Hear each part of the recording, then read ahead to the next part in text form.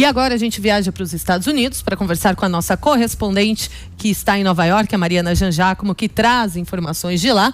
Porque, né, Mariana, pelo menos 2 pessoas morreram em passagens de tornados aí no sul do país. Conta pra gente. Bom dia. Bom dia, Kalina. Bom dia a todos.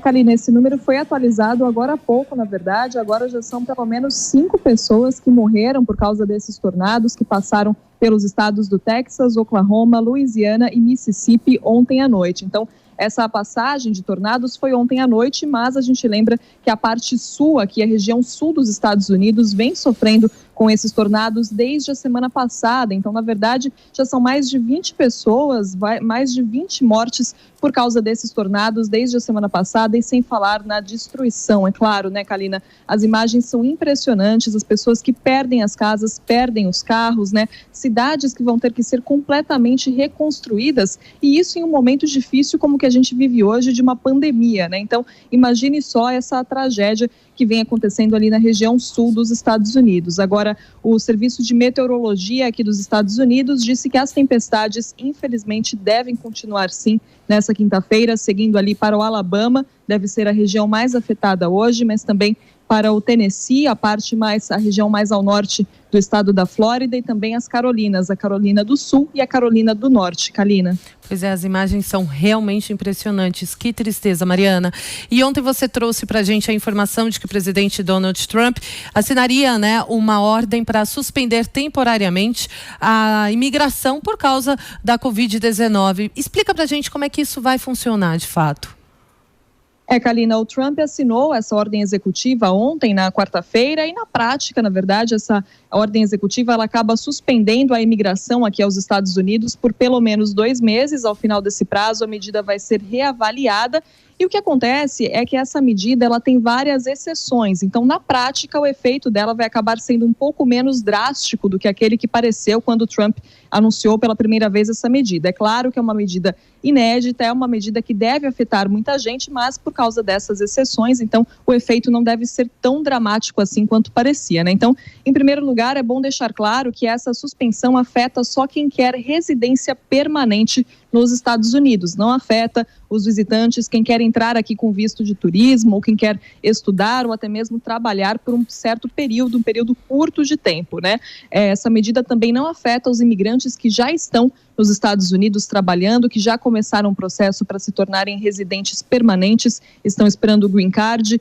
Não afeta pessoas que são casadas com americanos ou filhos de americanos que tenham até 21 anos de idade. E a suspensão também não vale para profissionais de saúde que são considerados estratégicos pelos Estados Unidos neste momento, como, por exemplo, claro, essas pessoas que vêm aqui para trabalhar em hospitais no combate ao coronavírus, na linha de frente do combate ao coronavírus. Donald Trump ontem, quando anunciou que tinha assinado mesmo essa ordem executiva, destacou que o objetivo é proteger os empregos dos americanos, garantir os empregos aos americanos quando a economia do país reabrir, e também preservar os recursos de saúde dos Estados Unidos aos pacientes americanos. Kalina. Agora, para a gente encerrar, um fato que, né, no mínimo curioso, né, Mariana? 2 gatos foram diagnosticados com a Covid-19 aí em Nova York, e nem os bichinhos estão saindo ilesos dessa, né? Pois é, Kalina, 2 gatos, olha, aqui em Nova York, são os primeiros animais de estimação diagnosticados com coronavírus aqui nos Estados Unidos. Um desses gatos vive em uma casa onde o dono, na verdade, tem coronavírus, foi diagnosticado com coronavírus, e o outro vive em uma casa onde ninguém foi diagnosticado ainda, então provavelmente são casos assintomáticos, né? Aqueles casos em que as pessoas têm o coronavírus, mas não têm os sintomas, então essas pessoas podem ter transmitido o vírus para o gato sem nem mesmo saber, ou então o gato pegou na rua ali de alguma outra pessoa. E eles não são os únicos animais, viu? São os primeiros animais de estimação, mas não são os primeiros animais diagnosticados com coronavírus nos Estados Unidos. No zoológico do Bronx, 8 leões e tigres também foram diagnosticados. Esses animais, eles apresentam sintomas muito parecidos com os dos humanos e aí, por isso, acabam sendo testados. Agora, o que as autoridades aqui em saúde dizem é que não há provas, não há nada que indique que esses animais podem passar os vírus para os humanos. Então,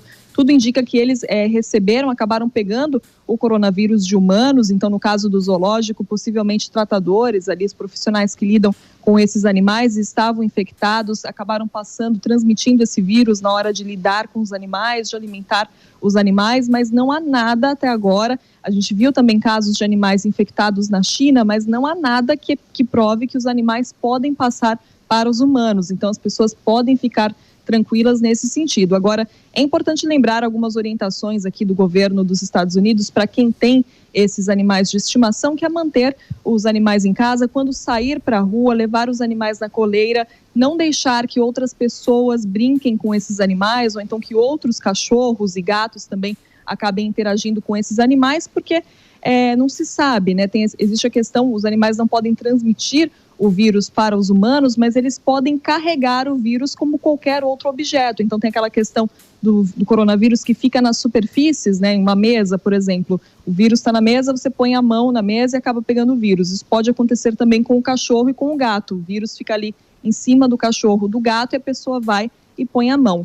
E quem está doente, também infectado com coronavírus, deve evitar tocar ali nos animais, deve evitar esse contato próximo com os animais, se possível pedir para que uma outra pessoa cuide dos animais de estimação, para evitar também passar a doença para o bichinho, né, Kalina? Ah, com certeza. E o curioso é que, pelo menos aí nos Estados Unidos, né, esses casos são recorrentes em felinos. Deve ter alguma explicação para isso, né? Obrigada, Mariana, pelas informações. Ótimo dia para você, e você volta aí ao longo da nossa programação.